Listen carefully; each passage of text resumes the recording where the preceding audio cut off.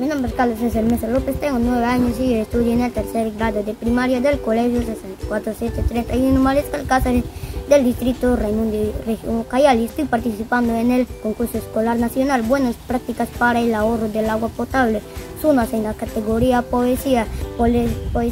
Lo que más me motivó es hacer llegar el mensaje a todos los lugares del Perú de las llamativas fuentes de agua viva, ya que el cuidado de los ríos y quebradas son muy importantes para el agua potable.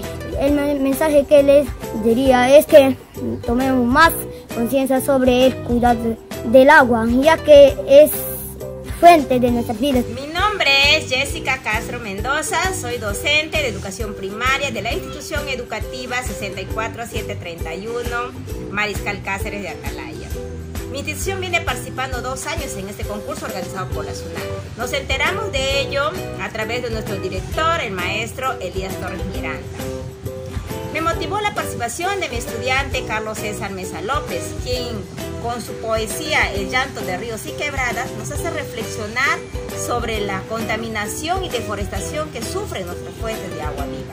Sugiero a todos mis colegas que sigamos incentivando a nuestros estudiantes el respeto por la naturaleza, por este regalo tan maravilloso que el Dios nos regaló como es el agua.